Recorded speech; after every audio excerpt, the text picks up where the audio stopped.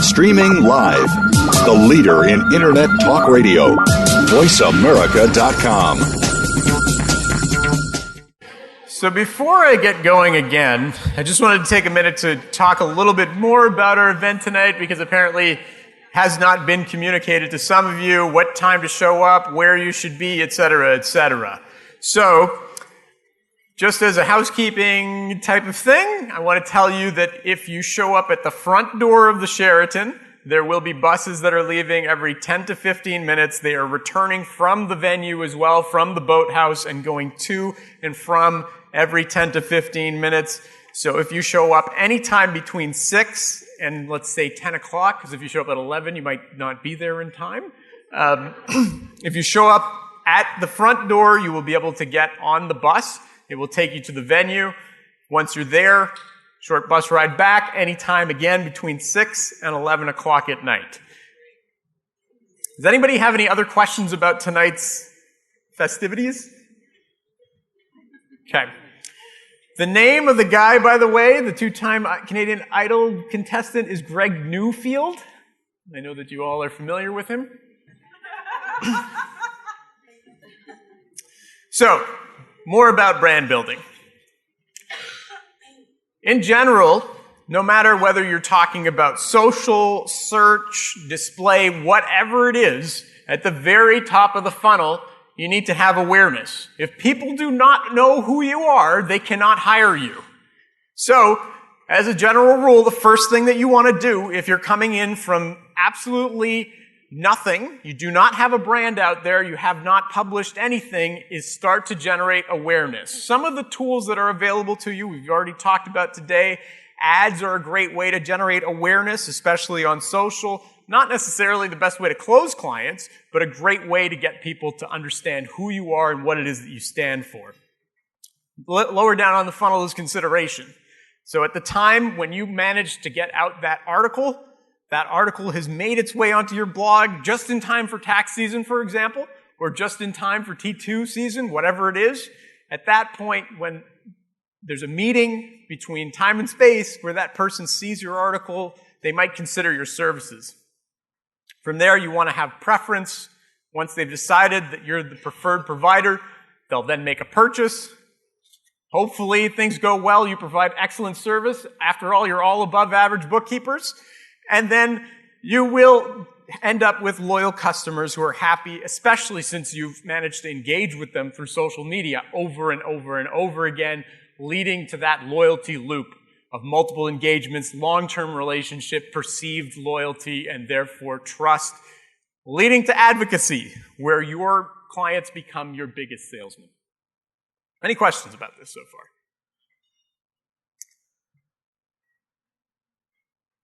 So a really good channel to position yourself in terms of awareness, consideration within that purchase funnel is through search engine optimization, which is what we call SEO. I just had a quick question. Bryan, would you say that, like I use Google Blogger, and I've heard that's very powerful in terms of Google because they tend to lean towards that instead of WordPress, but other people seem to think that WordPress is more important than I don't know if you want to address this now or later, but I thought it was a question that needed to be asked. I think since we're talking about SEO, it's a perfect time to answer the question, and thank you very much for it. And I'm going to punt that over to Leandro because I don't know the answer. WordPress is actually a very robust platform when it comes to SEO. So they do have a lot of SEO plugins. I'm going to go a little bit technical here within this space, but you can actually go in there and you're able to input in your descriptions, your title tags, even the images that you use on your SEO pages or content pages. It actually helps if you actually put a description behind it so that just in case the page does not load or it's rendering for someone who's visually impaired, they're able to read or even have an audio that kind of describes what that image is. So long story short, WordPress is actually very robust when it comes to SEO content building. Sorry, just 1 second, Eileen. But I heard that Blogger is favored by Google, which has the search engine. So Google does tend to prioritize its own products, but no surprise. Yeah, no surprise. Actually, we do have a very close tie with Google, and what Google values more is actually content. So what they did before was they prioritized Google+, Blogger, etc. It just did not have that traction for users to really adopt. And then if they stray away from content, and if they're producing valuable content and they're using a different platform that's not theirs, kind of like what their mentality is and what they've communicated to us is that they will favor content over platform any day. I think at the end of the day, the most important thing is that your content is relevant and your content is recent. So if your content is relevant to your audience as they search for information about whatever it is that they're interested in, you have a higher likelihood of being seen regardless of what platform it's on. But from my experience, WordPress tends to be a little bit easier for the first-time user. It's something that has an infinite amount of plugins. So just generally, it's something that you ought to consider, although I do love Google's products. Good example actually here is a platform that we're using within these for these search results. We're actually using a very outdated CMS system, but as you can see here, when you do a search for inheritance tax credit, you have 2 results coming in from an Intuit.ca domain, which is TurboTax. Another example would be last year when the CRA came up with the autofill my return, where you can actually auto-import your taxes into your return. We actually created a lot of content around that. And the key here around SEO is that, as I mentioned earlier, that it may be very difficult for you to compete against the bigger names and the bigger brands. But what is it that you really specialize in? And if you can take a look at these niche areas where you may not get a ton of volume, per se, of interest, but if you add them all up, it can actually add into a very significant amount of traffic and awareness for your brands. So again, if you take a look at building content where you are an expert in, and when you're building that content, you're very cognizant of actually providing value instead of selling a product, there's a very, very good chance that you will rank highly on the search engines. And what happens there is that you actually cover the entire purchase funnel. Because when people are searching and they see your brand out there, they see your firm, they see your practice, that's an awareness play. So that when they're ready to convert, you'll be top of mind, because every time they've had a pain point, you were there to answer their questions, and you were there to be able to provide value. Anybody have any questions on SEO before we go any further? Nope. Let's talk a little bit about goals more generally. How many of you are aware of the SMART way of goals? I'm not sure that was English, but I'm glad to see a few of you are aware. So SMART means specific, measurable, achievable, realistic, time-sensitive. You can see it up on the screen. When we set goals for ourselves at Intuit, and I highly recommend that you apply this to your own practices, these are the ways that we do that. So when we're trying to apply these things to digital marketing, think about it in terms of what do I hope to accomplish specifically, not just I want more people to know about me. Think about numbers. Think about specifically who those people are. Is it measurable? Because otherwise, what's the point of doing the thing if you don't know whether you did it or not? Is it achievable? Because if you set yourself up for success, you'll be in a good spot, but if you don't, and you're setting yourself up for failure, it's going to get depressing real quick. Is it realistic? And is it time sensitive? So in other words, you should set a timeline for yourself as well. Let's talk more about your brand. Hopefully you guys recognize all these brands. Could I have some volunteers, please, to provide me with examples of brands that they admire and tell me a little bit about why? Marty, would you mind waiting for the microphone?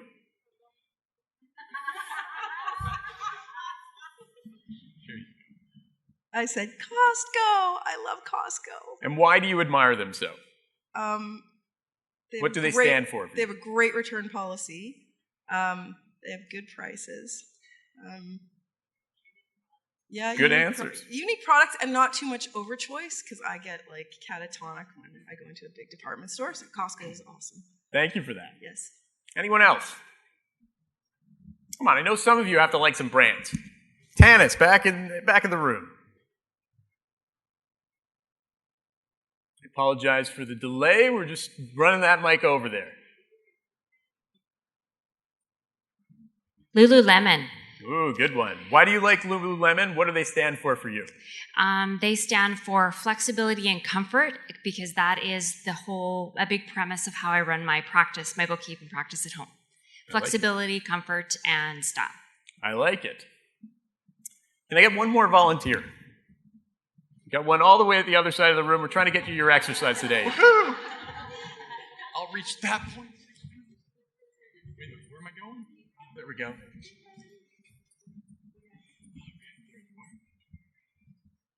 Chapters in Indigo.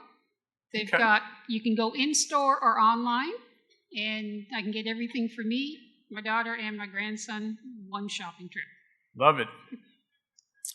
So now I'm going to ask you guys to be really brave, and I'll understand if you can't do this, but if you were to ask your clients what your brand is today, what would they say? Come on, guys. Somebody has to have something to say about this. Okay, got one over there. Tax detective.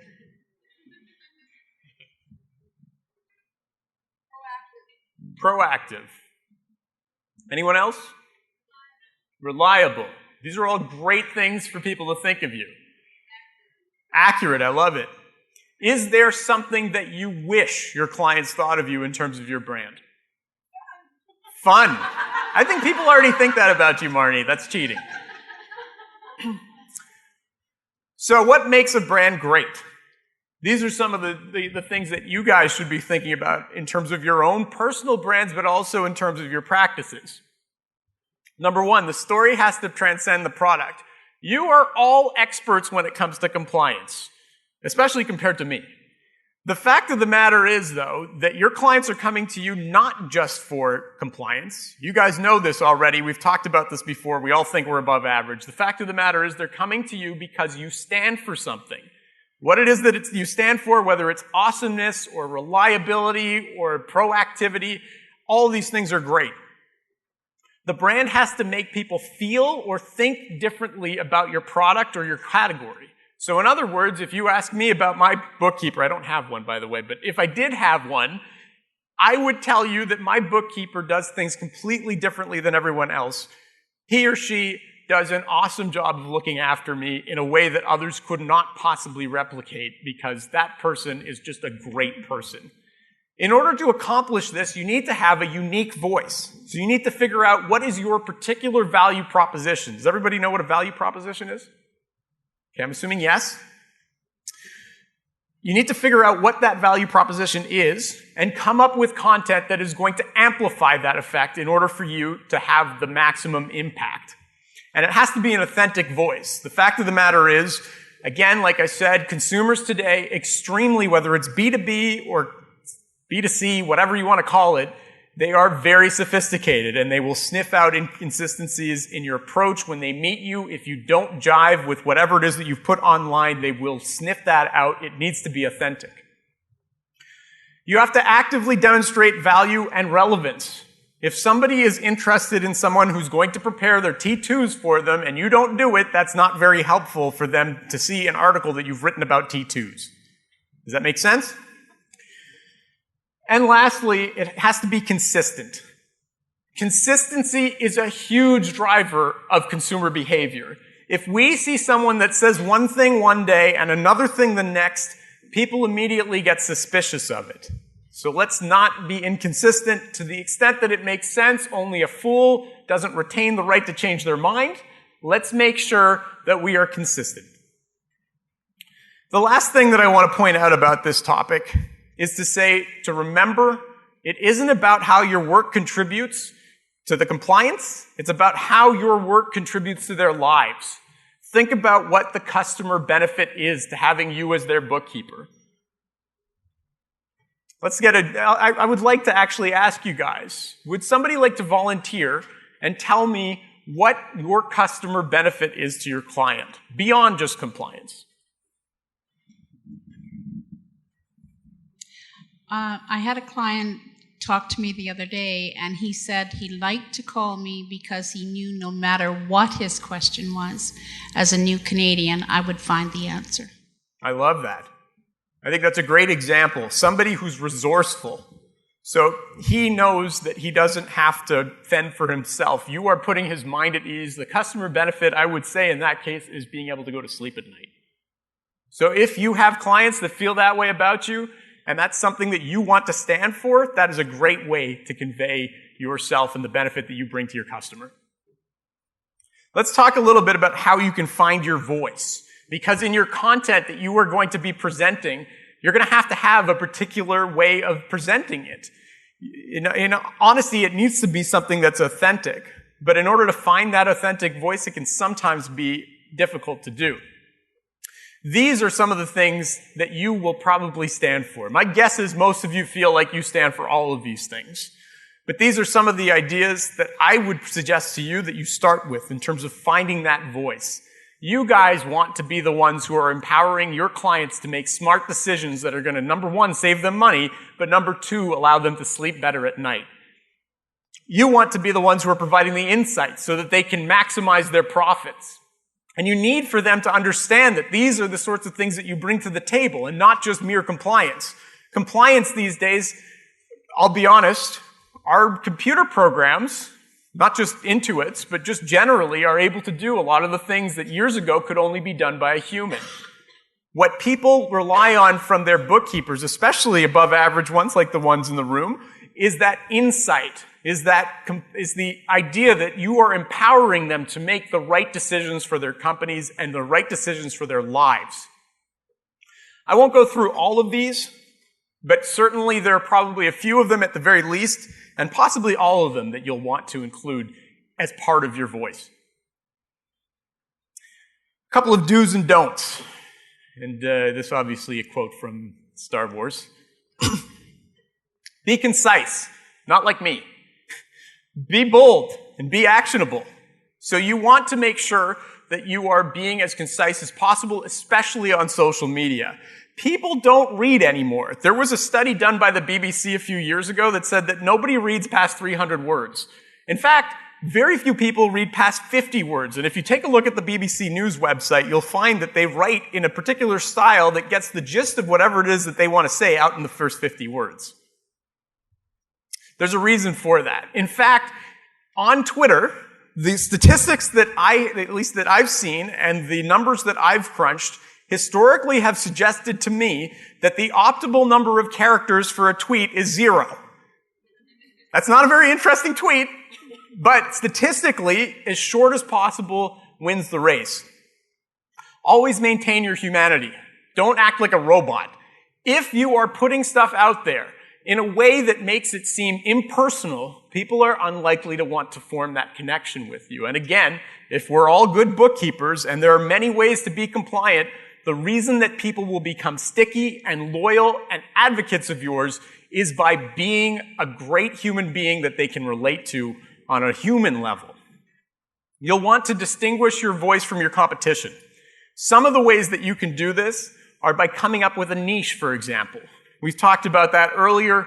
Niches can be very helpful in a number of different ways, but you'll also want to present yourself as different. In a crowd of bookkeepers, how do you stand out? Some of us are, and when I say us, I mean you guys, some of you are marketing yourselves as cloud bookkeepers. Others are saying you're on the go. Others are saying I'm an in-person bookkeeper, an old school bookkeeper who will come to your place of work and I will bang out the numbers there. However you want to be seen, be different. Again, remain consistent. Don't try to be cool. That's another thing that I've learned over the years.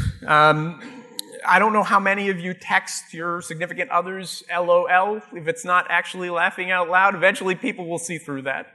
If it doesn't come naturally to you to send emojis, don't send them. Make sure that you are not force-fitting your voice into an irrelevant subject matter. So if it's something that you're not interested in, and if it's something especially that your clients aren't interested in, you have no business blogging about it or writing about it, microblogging, whatever, and assume that professional means robotic. So it is not something that you should do to write out professional, long-form sentences unless that's the kind of person that you want to be known as, an impersonal bookkeeper. And again, I would suggest to you that that is the wrong decision in this marketplace. I'm going to talk a little bit about content and how you should decide what it is that you want to write about. So again, repetition doesn't ruin the prayer. We're going to talk a little bit about stuff that we talked about earlier. We're going to touch on it in a little bit more depth. Number one, be where your clients want to be, or be where your clients are, rather. Know your clients in that kind of a detail, and it will be very helpful. In terms of the content that you want to put out there, it is tempting to think to yourself, I can just put out content nilly-willy, I can put out whatever it is that I want, people will consume it. Not true. As much as I'm interested to know that you guys offer certain services, if all that you do is advertise, people will tune out in a real hurry. In general, the way that we suggest that you approach this in social media is through the rule of thirds. So about a third of what you write should be promotional. Totally okay for you to put something out there that says, hey, I'm taking on new clients. Guess what, guys? Totally fine. As long as it comes along with you sharing something that would be of relevance to your audience and to your potential customer base, and as long as you're also sharing another third of stuff that you think would be relevant that you've come up with personally. This is generally a best practice. You will have to adjust according to the results that you're seeing. In terms of valuable content, generally, these three things are what make for content that is engaging. Now, it is very tough to predict what people will find inspiring, educational, and entertaining. So you need to be really in touch with your clients. I would suggest, as a way to start with, pick your favorite client, take them to lunch, and ask them more generally, not just when it comes to bookkeeping, what they find interesting, what they find educational, and what they find inspirational. I would also suggest to you that you should pick 3 to 4 content themes, or pillars, depending on how you look at it. The way that you'll want to pick these is by putting together these different interests and trying to figure out where they overlap. So in terms of figuring out what are your goals, and remember we talked about SMART goals, specific ones. So let's say that your goal is to reach more people this year than you did last year. Then you need to convey how your brand could be valuable. So if you're the reliable bookkeeper, or if you're the proactive bookkeeper, and then combining that with what it is that your audience actually needs and looks for. When you've combined these 3 elements, they are very powerful. Again, it's difficult to do, but once you know your customer, you can achieve these things. These are examples of the sorts of content pillars that folks like you might consider. So I'm just going to leave this up there for a minute. I'm not going to read them out to you. But at the end of the day, what you want to do is figure out what things should be consistently present through your social media and through your branding. So regardless of whether you're putting out a banner ad on another website, or whether you're putting out a tweet, or whether you're putting something on Google+, you name it, you want to make sure that the messaging is consistent. The more consistent your messaging, and Leandro can attest to this, the more likelihood of generating good SEO, the more likely that if somebody is scrolling past their timeline really fast, and I know none of you have ever done that on Facebook, the more likely it is that you are to recognize that this is coming from, for example, your bookkeeper or from a prospective bookkeeper. So these are some of the things that you might want to include consistently throughout your social media. Pick 3 or 4 of them as a best practice, and then make adjustments as you see fit. How do I know the right frequency to post? Ultimately, it's going to depend on how busy you are. The truth of the matter is, you're all very busy people. I'm very aware of it. You guys work your butts off. But you have to figure out how you can possibly put in as much content as you can, as long as it's relevant to your audience. The truth of the matter is, the only way that you're going to be able to do this, once you figure out the right cadence, or how you would figure out the right cadence, is to try different possibilities. And once you've narrowed that down to the right cadence for you, how you're going to optimize for the most number of eyeballs, for example, or how you're going to optimize for the most number of engagements, at that point, you'll want to make sure that you are keeping this in a content calendar that looks like something that's on the screen. Anybody have any questions about content calendars? Right here, Bryan. Yes. Where do you get this content calendar from? You mean the specific example that's on the screen? Yes. So you will be given a copy of this deck, I believe. Someone from the IPBC here? I believe you guys will have access to this content through the IPBC's website following the conference. And if not, feel free to reach out to me. I will be happy to share my coordinates with you. And if you're on Twitter, it's at Intuit Bryan with a Y. I will find you. So will this be comparable to Hootsuite? Hootsuite is a tool that will allow you to schedule your tweets or your posts to a variety of different sites, social networks. This would be the plan. This is the overall goal, where you'll write down what it is that you want to publish on each one of the platforms. So it's sort of the precursor to using Hootsuite, if you will. This will allow you to track your progress by having it all written out in advance. The other thing I would warn you about a tool like Hootsuite, there are a number of other tools, by the way, like TweetDeck or Sprinkler that allow you to schedule your tweets. There was something that happened a couple of years ago that was tragic. In Toronto, the band Radiohead, we all know Radiohead, so they had a concert, and this giant tower, I don't know what the tower was for, collapsed and ended up killing a couple of people. And because of that, there was no show that night. Now, the social media manager for the band scheduled a tweet to go out that asked everybody what their favorite moment of the concert was. And guess what? It still went out.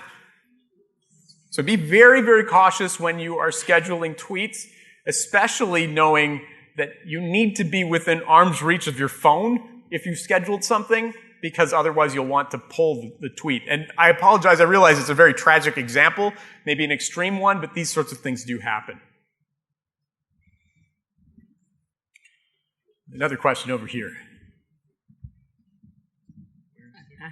I just wanted to know what you thought about tweeting across multi-platforms, one particular, posting along all the multiple platforms at once, sharing, for example, on Facebook and Instagram all at once. Is that not, all that multiplication, does it not become too much? Kelly Parks, who's sitting in the audience, had brought this up to me during the break. She's waving her hand, she's right behind you. So the idea that you should do what you can. There is no real downside, to my knowledge, of posting across multiple platforms on social media the same thing, but you are not getting everything that you should be getting out of social media if you are doing that. So it all depends. I mean, honestly, most of us don't have the energy to come up with 4 different posts to optimize to each one of the platforms that you're probably working on. So with that being said, is there really a downside to posting the same thing on Twitter that you would post on Google+? If the alternative is not posting anything on Google+, then the answer is probably no. But with that being said, each one of these platforms is good for something else. Like I was mentioning earlier, Facebook is where you guys are checking out your grandkids and your kids' photos on Facebook. That's the place where that happens.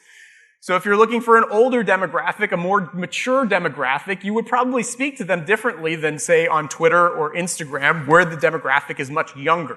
So if you're specializing, for example, in millennials and startups, it probably would be a different message to put on Instagram than if you're marketing, or perhaps simultaneously marketing to a different audience on Facebook.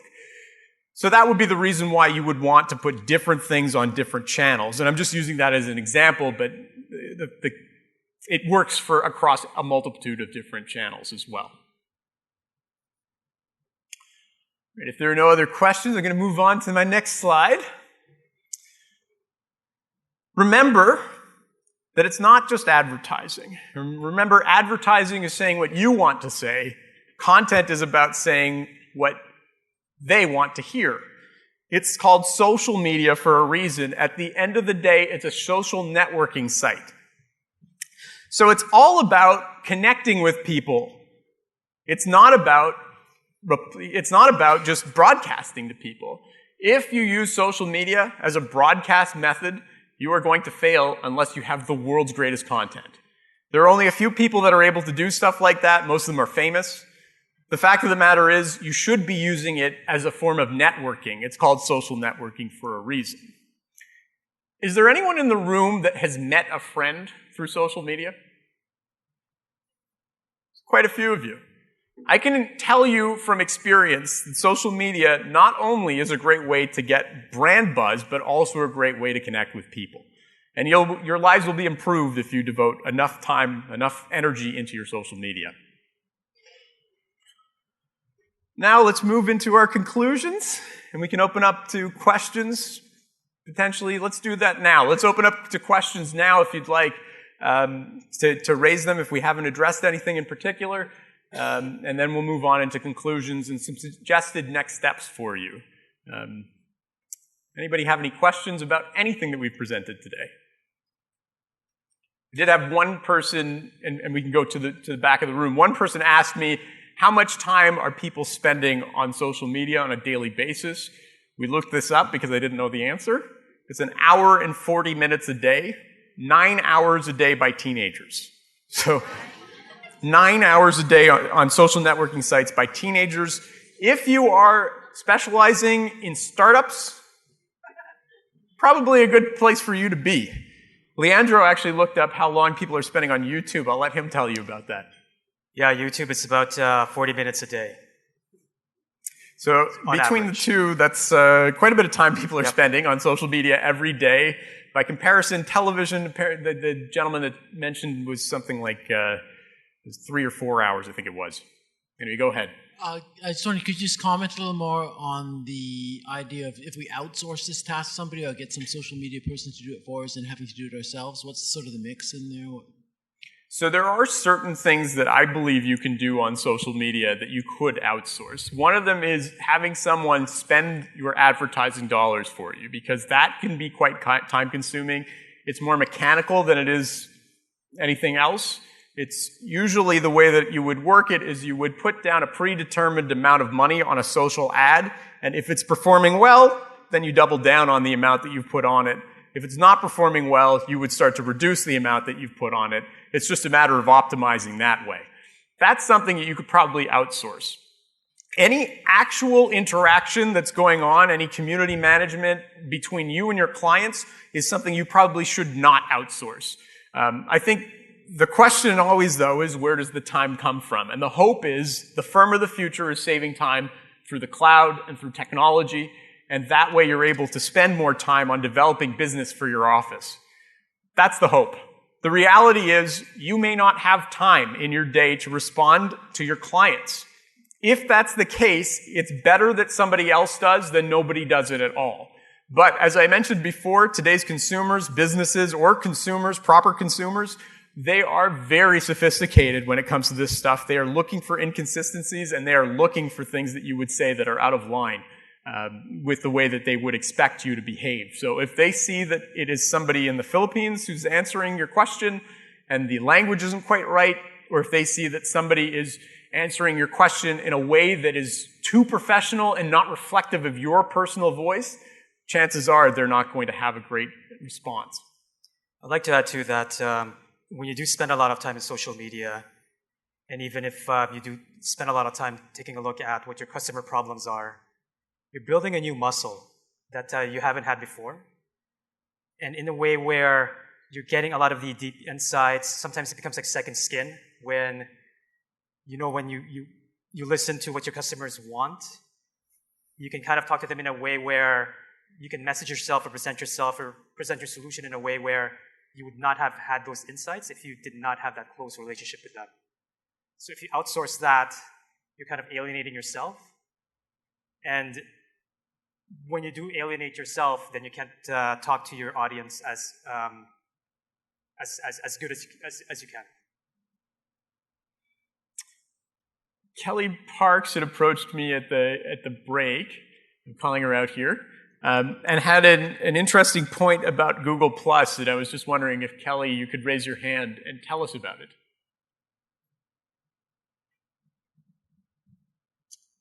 Yeah, hi. So Google Plus seems to be a little bit of an under-mentioned platform. And what I find with Google Plus, I do some social media marketing. I have a branding company as well. And I have found with Google Plus, if you have missed the mark on, or in general, I recommend Google Plus for all of my clients, and I do use it for them. But especially if you've missed the market on your SEO with the spiders crawling around and finding your content, Google Plus will bring your SEO up in the moment.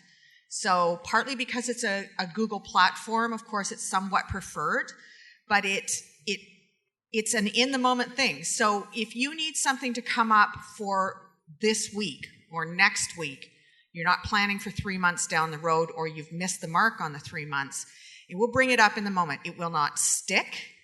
It drops just as quickly as it comes up, but it is also a very easy platform to post to. It auto-posts your photos and everything very nicely. It's a great one that I highly recommend. It's a good point. Not addressing Google Plus is just a matter of it is a very small marketplace, and it's not an area that I've seen a lot of benefit in. However, with that being said, there are certain niche marketplaces where it would make sense. Kelly was saying in particular, apparently fly fishing is there's a bastion of people on Google Plus who like to talk about fly fishing. I had no idea. Another industry that's very popular on Google Plus is the really technical industries, the programmers.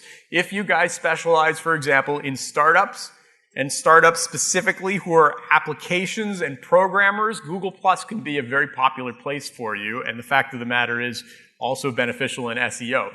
The issue is coming up with people to engage with those sorts of posts is problematic. It can be tough to do if they are not active on that platform. Kelly, you had another follow-up. I did, and I'm sorry about this. It's not that the fly fishing, there was a big following on Google+.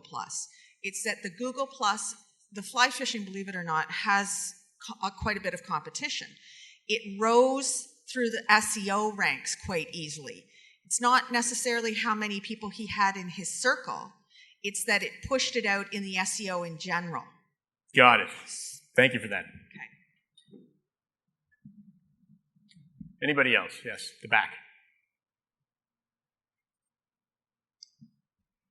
On your content calendar, I noticed you have your days, but is there a time of day that it is better to post than other times? Good question. So depending on the platform, Twitter, believe it or not, has an excellent analytics platform built into it. So if you want to experiment with your tweets, I would try them at a variety of times a day. And then if you type in analytics.twitter.com, you'll see all of the analytics behind all of your tweets. You can see how many people saw stuff. It will tell you the optimal time of day for you to tweet. And it can tell you what the results were, basically, how many people engaged with your tweet. On Facebook, unfortunately, at this point, as far as I know, it doesn't actually tell you that information. You would have to do trial by error. Just keep trying different times a day, see if it makes a difference. Over the long term, you will probably have a good idea of when your clients are interested in engaging with you. Some people, it will be during the day. So 9 to 5, my clients are at work. And then from 5 o'clock on, they're just not interested in anything work-related. Other times, you'll find that it's only off hours. And you may not want, for example, to be around live tweeting something at 3 in the morning. But you can use tools like Hootsuite, for example, to schedule those things as long as you're very, very cautious about the fact that there could be something that comes up in the news. Good question. I saw a question around here. No? Well, let's hear your comment then. Google reviews is very good for moving you up in the SEO very quickly. Very good point. So the comment was Google reviews can help very much with SEO. I'll let Leandro handle the SEO portion of that, but I will say that Google reviews an excellent way for you to for you to establish social proof. Social proof is the idea that there are more people in line for the nightclub than there are inside the nightclub. How many of you have seen that happen? When we see a big lineup, we are intrinsically motivated to participate in whatever it is that we see. If everybody wants to ask Leandro a question afterwards, and by the way, I encourage you to, everybody else will be like, oh, maybe I should ask him a question. Google reviews, Yelp, these sorts of review sites, something that I didn't touch on in great detail in this presentation, things that you should be concerned with. Encouraging your clients, although I wouldn't do it monetarily, to write a review can be very helpful for you, especially on something like a Yelp or a Google reviews. What we're actually seeing too is that when you do have a review, let's say on a search result, it actually entices people to click on it to find out more, because visually, you can have 3 or 4 stars. There's also that word of mouth aspect behind reviews. Intrinsically, as Bryan mentioned, we're a bit more curious to find out more. So I definitely agree with that comment. It does help with SEO, and it also helps with engagement. Anybody else? What about, I'm over here, Bryan. No, thank you. What about hashtags and chats where you sign into a chat over a period of time and a number of people are having a conversation around questions? So I think it's a great question. For someone like you who's a real thought leader in the industry, if you have a big enough following, by the way, preeminent thought leader, Ms. Reppenhagen. Thank you. If you have a big enough following, that's an amazing way to get people engaged. You can engage with so many people through a Twitter chat, for example. And there are great tools out there. I can't think of any at the top of my head. I'm sure it'll come to me right after I'm done talking. But there are great tools out there that let you follow the conversation very well without having to type in a search for a hashtag for the Twitter chat. It's all very messy. TweetDeck. That's a good one. Yep. Hootsuite is capable of doing it too, but there's actually tools that will help you with a Twitter chat. I think that that's an amazing way to do that. It's a great way to boost your clout, great way to boost your cred scores. These are rankings that help you to figure out how influential you are. It's also an awesome opportunity just to engage with your audience. And once you see other people talking about this person, it again serves as a tacit endorsement. It creates virality. There's an experience like that. Hashtags are becoming a little bit on the obsolete side, but are still relevant today. So eventually, Twitter has more or less indicated that they are going to be doing away with the hashtag. Facebook is using hashtags, incidentally. It's on the rise on Facebook, but on the decline on Twitter. Hashtags are essentially a way to delineate a conversation about a given topic. That's the purpose of the hashtag. It's so that if you're interested, for example, in what's going on in Malaysia, you could type in hashtag Malaysia, and you'll see the conversation evolving from there. If you want to have a Twitter chat about, for example, IPBC Ignite, you need to choose a hashtag that will be specific to the conversation. If you pick a hashtag that other people might confuse with something else, so for example, if you use IPBC instead of IPBC Ignite, that will help to create a specific conversation having to do with the topic that you wanted people to talk about. The other thing I will say about hashtags is if you do decide to use hashtags, and it's a good way to gain visibility amongst people who wouldn't normally see your tweets or to see your Facebook posts if they're public, is to keep them as short as possible and to keep them as easy to spell as possible, because those two things will land you into trouble. If you have a long hashtag, that means 2 or 3 or 4 or 6 less characters that somebody can put in a tweet.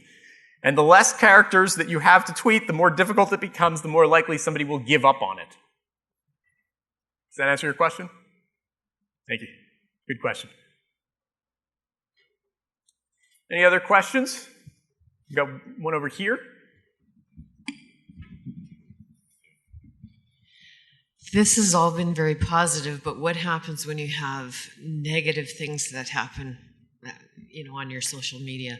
How do you suggest dealing with that? Could I ask you to maybe give me an example of what you mean? I'm just thinking if, for example, someone comes on and makes a derogatory remark about something that you've posted, maybe? So I think if somebody makes a derogatory remark about something you've posted and you feel like, number one, that may be insulting to you. If it is an insulting remark to you, immediately I would just block that person. Or if it's somebody who's important to you, I would call them up and chew them out, frankly. I would take it offline. But if it's something that's derogatory towards a third party or to another group of people, generally speaking, you have the opportunity on your own social channels to block that person or to delete that comment. If you don't have that opportunity, I would just post back and distance yourself from that comment immediately. But it's a good question, and it does happen occasionally.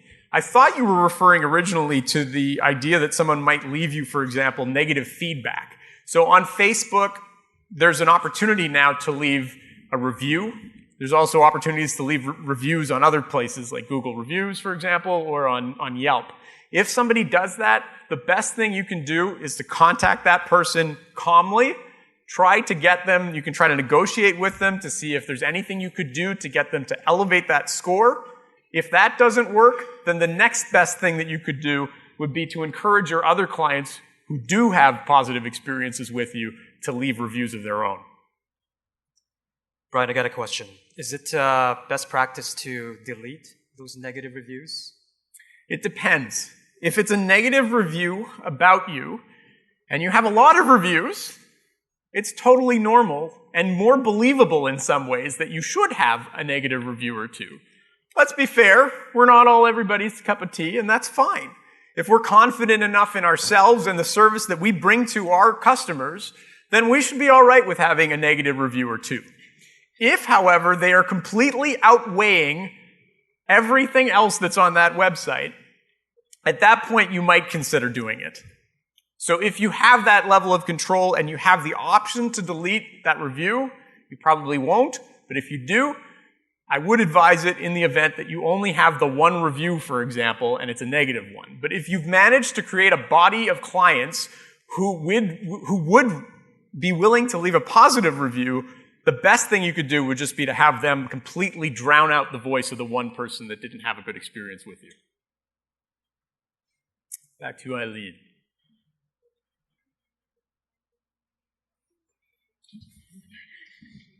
One of the things I've found, and I've been doing this a long time, is that there are these very strange people who start to follow you, and they have nude bodies, and they have lewd pictures and quotes and things.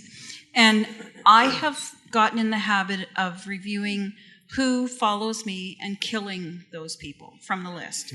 I don't believe that my numbers should be increased by those people. Now, there are times when I'm away on holidays and I don't bother, but most of the time I go through and delete those people. Or if they ever show up in any meaningful way, I will definitely block them.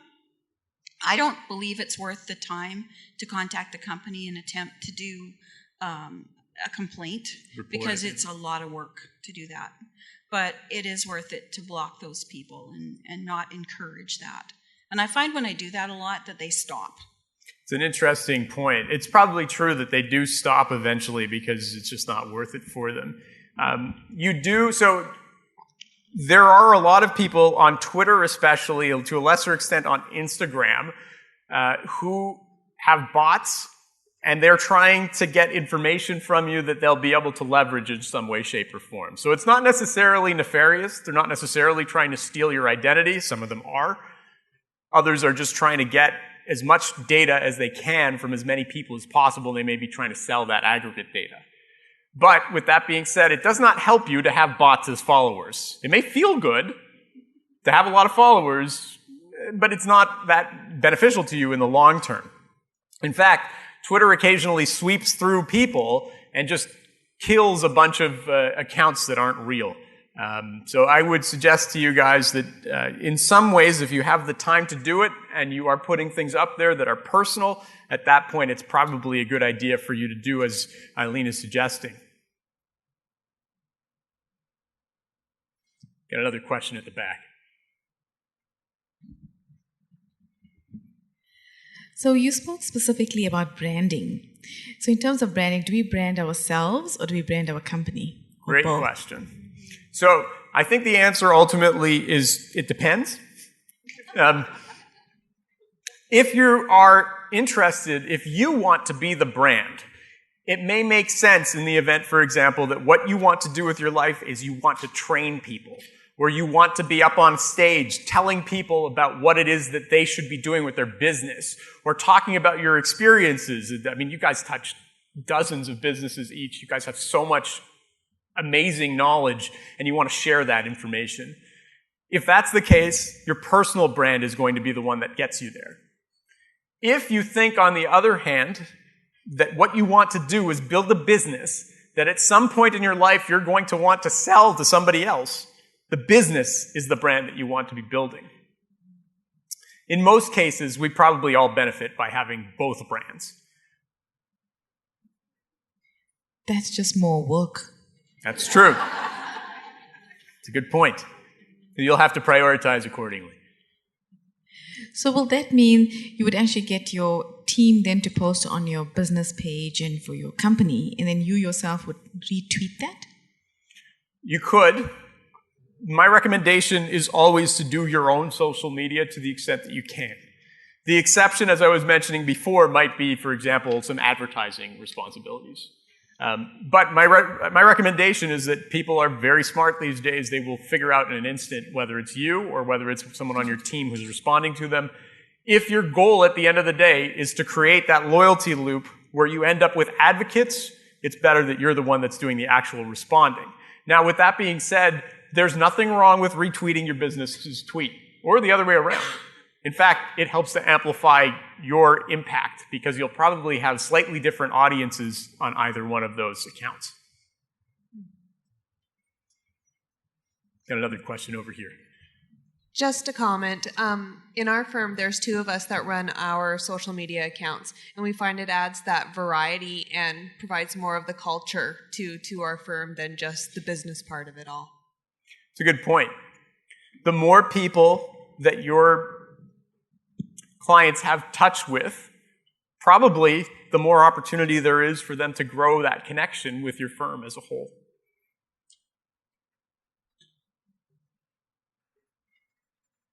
Anyone else have any comments, questions, concerns, complaints? Hopefully not complaints.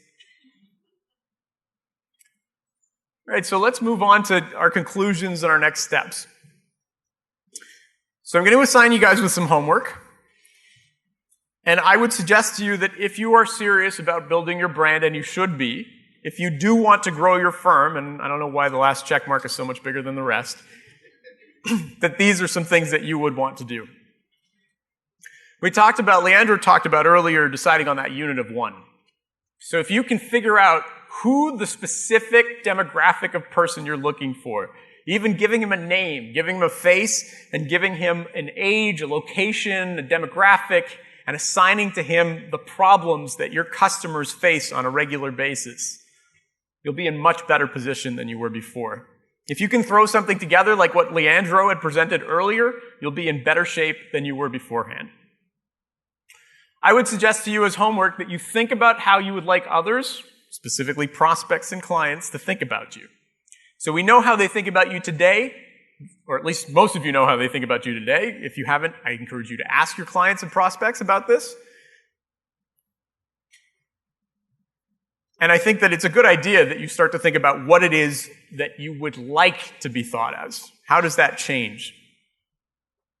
Determine the content pillars that are going to help you to become that person.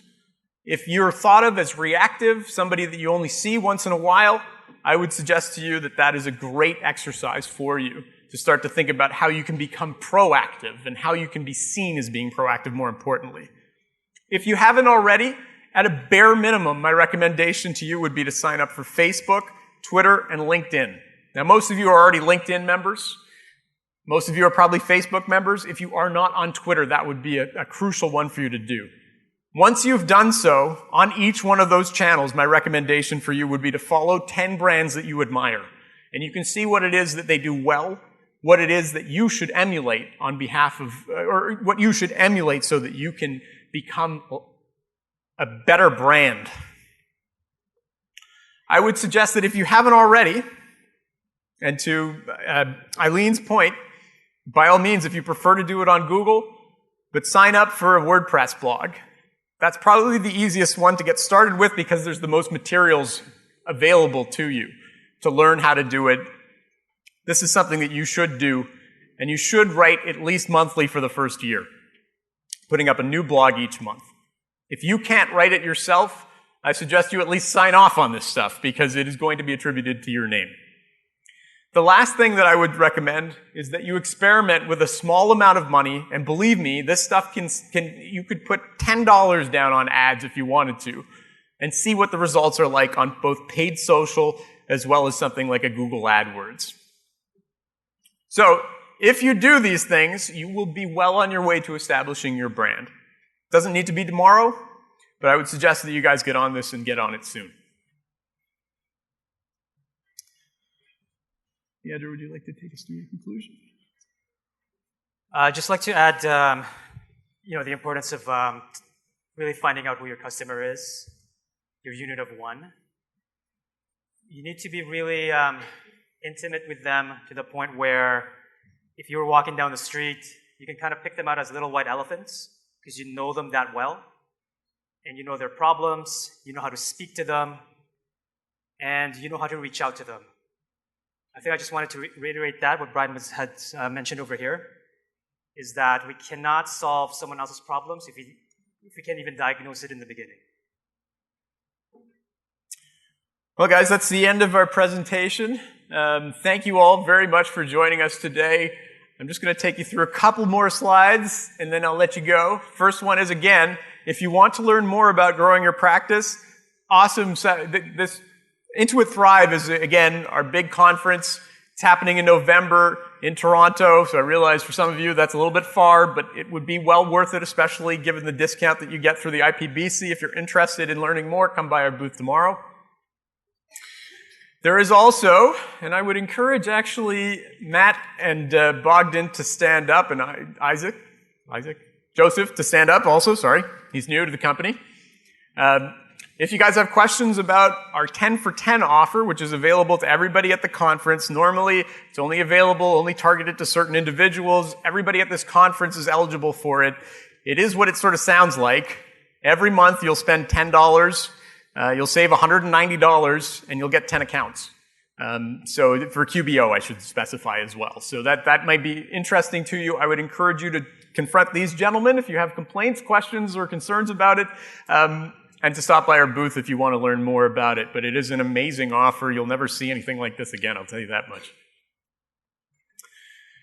As well, I would advertise to you guys, and this is advertising, not content, again, remember the difference, that we have a scavenger hunt, which I think you will all find to be a lot of fun. And if you want to know more about the scavenger hunt, there's prizes. I would encourage you to stop by our booth tomorrow. You can get the form, you can fill it out. It includes a bunch of fun stuff, like grab Scott, Scott's not with us. Anybody that knows Scott Zandbergen, one of the items on the list is give him a hug.